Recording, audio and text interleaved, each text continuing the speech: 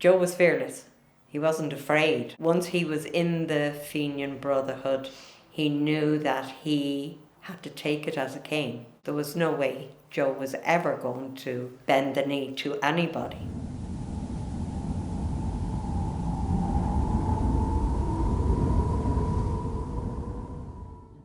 From very small age, our republicanism was traced back to the Fenians. I remember my father showing me a memorial card.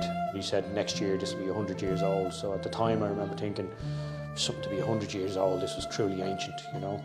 A name was mentioned, a murder was mentioned. Joseph Poole executed in Richmond Jail, now Griffith College, in 1883.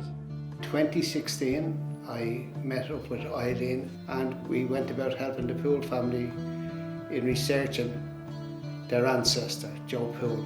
He was sworn in to the Irish Republican Brotherhood at aged 18, which would have been about 1873. The Irish Republican Brotherhood, or also called the Fenians, was an organisation that was sworn to seek an independent Ireland, free of British rule. And it was going to do this through revolutionary means or through arms.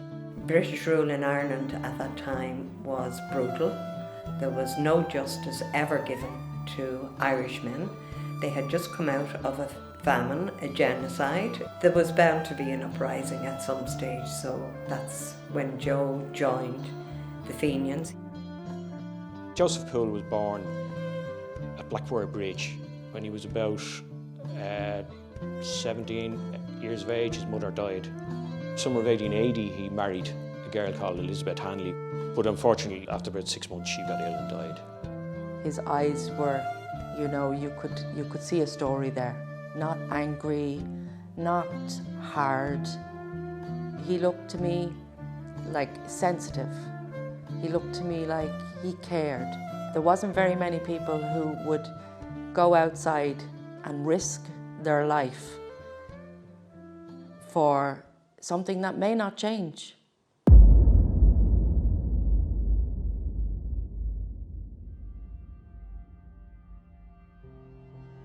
It was the night of the 3rd to the 4th of July. There was a Fenian raffle in the Widow Moran's public house.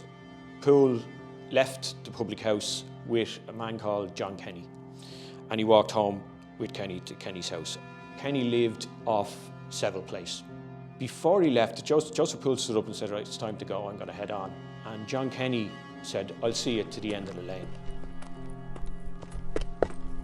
A few hours after midnight, Kenny was shot and stabbed under the railway arch at Seville Place by a number of men. His wife stayed up for a while longer. She was expecting him back. When he didn't return then, it was the next day, she'd heard that someone had been stabbed under the arches. Poole was arrested the next day. Superintendent John Mallon ordered that Poole should be released and re-arrested under the Coercion Act. So it meant that Poole could be held for the duration of the act without being charged. Now, the Coercion Act had come into play about a month or so earlier in the wake of the Phoenix Park murders, which had happened on the 6th of May that year. Now, it was the Invincibles that carried out the Phoenix Park assassination. Yes, that's the word to use. Assassination of those two gentlemen. The Invincibles were a group of people who brought together for the sole purpose of assassination of British high office people. Now, people think that's very, very gruesome to be stabbing people to death in the Phoenix Park in daylight. But if you put people into a corner and trap them and deprive them of their freedom, they will use any means to get out of that corner. Hence, we had this brutal stabbing.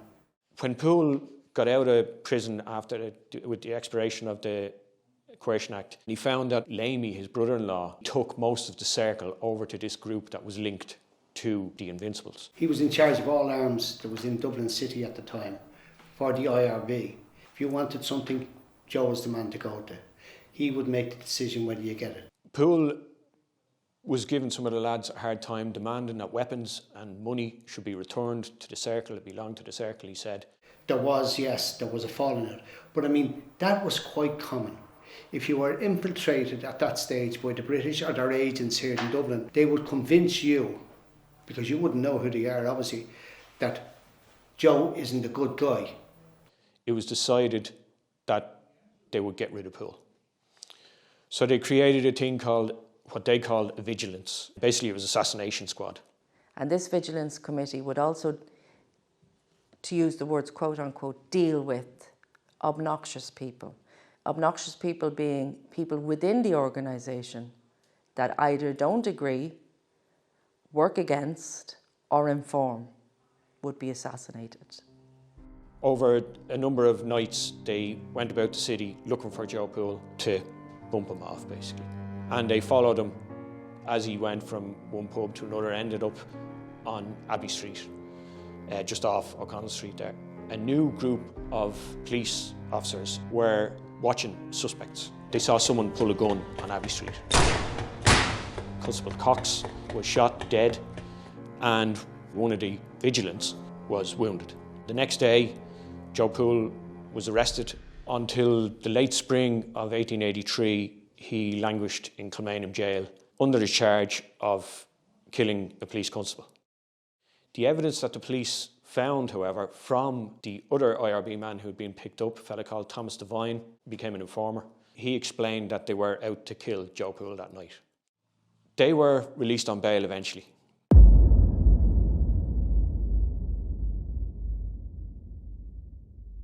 Poole was released from the charge of the murder of Constable Cox. He was rearrested on the steps of the court, brought in and charged with the murder of John Kenny. Every Wednesday for a period of 10 weeks during that time, he was brought up and down to Green Street Courthouse, only to hear that his case wouldn't be going ahead this time because the Crown were bringing back witnesses from America.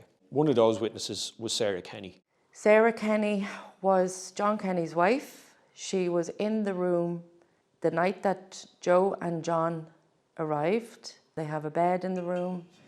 They had 2 children asleep. Joe took some whiskey, and all 3 of them had whiskey. Very soon after the murder of her husband, she was threatened to keep quiet about things. She has gone to America, paid for by Dublin Castle and John Mallon, and then requested to come back as a witness.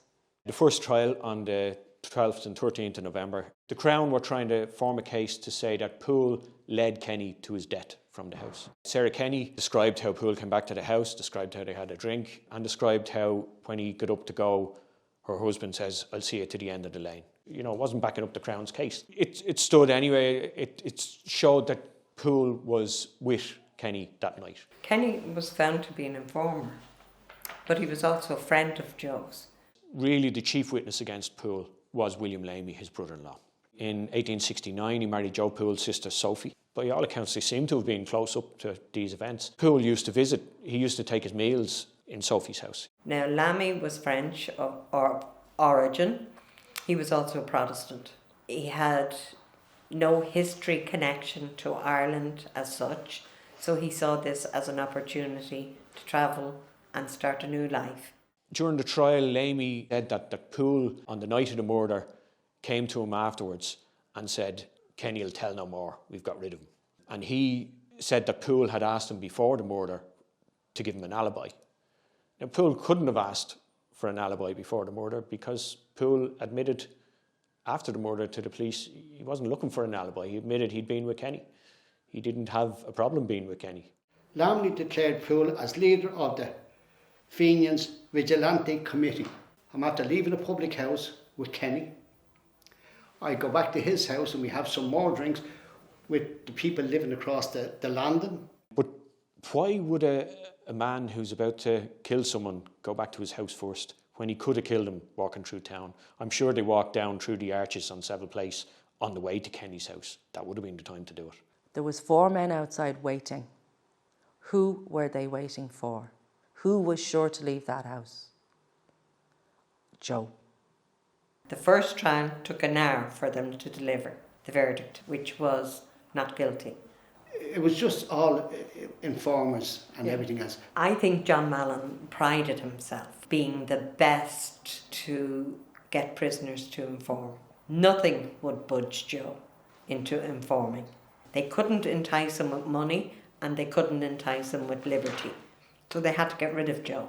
They were going to change the jury to literally what's called a packed jury. The second trial, really, you're getting into jury packing territory.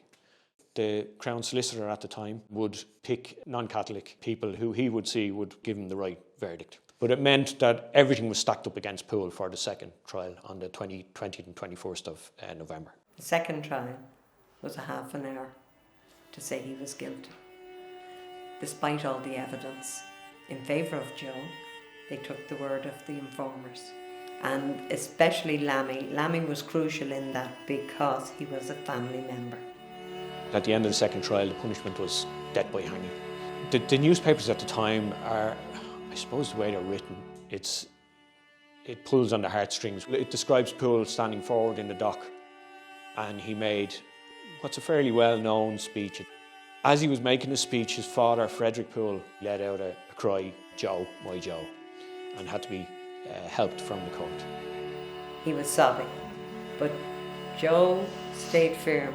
He didn't show any sort of weakness at all at that stage, which we were proud of. We're very proud of him. That's how he reacted. I think Joe was resigned when he was rearrested to the fact that he was never going to see freedom again. So he accepted his faith, and he accepted it with integrity. I say farewell, farewell to all, farewell to Ireland. 3 cheers to the Irish Republic, and to hell with English tyranny.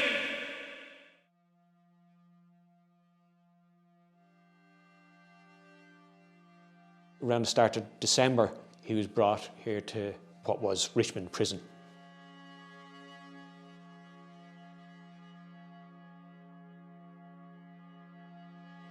While he was here, he would have heard the gallows being built. The last day or so before he was executed, the family visited for the last time. The morning of the execution, he rose about 6, prayed in his cell. He was taken from the cell down to the chapel. He was led then by procession through the corridors of the prison, out into the yard and up to the scaffold. The executioner couldn't get over, so they got this man on the hearsay of a prison officer in Belfast, but in hindsight, he probably had no experience whatsoever. Obviously, he didn't calculate the weight and the rope and length of rope required and all the rest. The gallows itself was like a platform stage. It was covered on the front so nobody could see. And when the doors opened, Poole dropped down and the rope was seen to judder a bit. Joe's feet touched the ground, so therefore the execution was botched. Certainly didn't kill him quick. The doctor, I think, went down underneath, and we can only guess at what he had to do. It is said that the doctor pulled the rope back up and Joe was strangled. It just shows that even in the way they executed him, they made a mess of it. It's another part of the tragedy of the whole case. After the execution, he would be buried in a prison burial, and that was done in a yard here in the prison. When Richmond Prison was being converted to become a military barracks in the 1890s, the remains were discovered.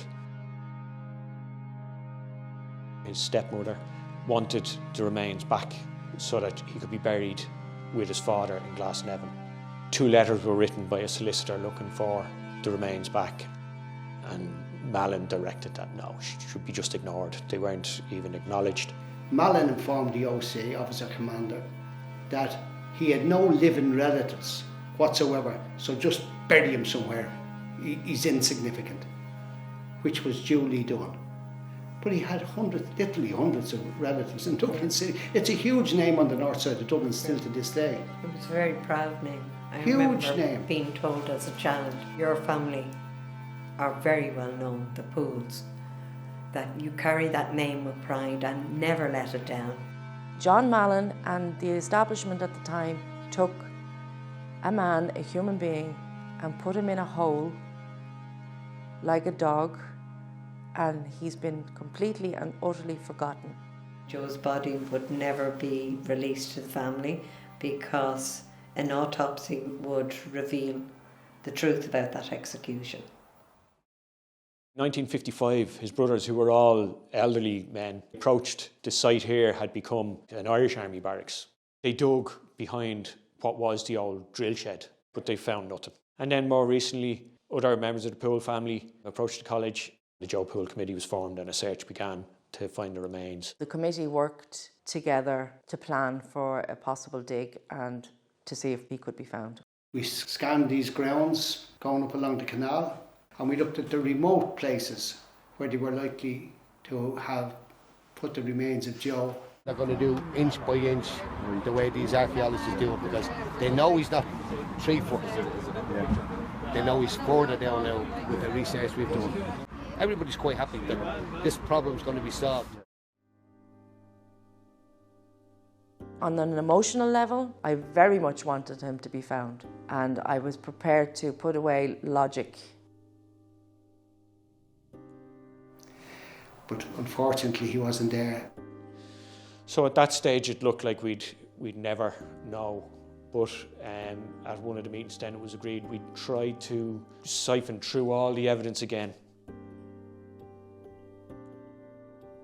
We figured where he was buried first, and then where the most likely place was that he'd be buried a second time.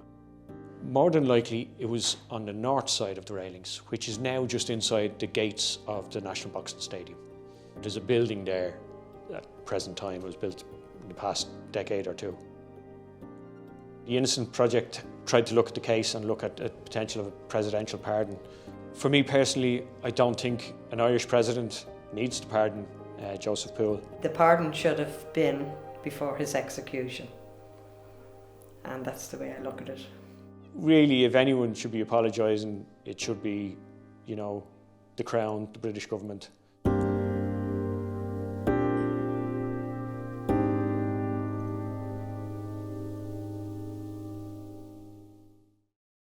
It was Arthur Griffith around 1900 who was a lone voice in remembering the case of Poole. It's quite appropriate that a college with his name on it now is the place that, helps us out. The day the plaque was put up, it was very exciting. It was, especially for my father, I was delighted that he could see it happening. His brothers were members of the Citizen Army under the command of James Connolly. That DNA was passed on to my family, to us, the grandchildren.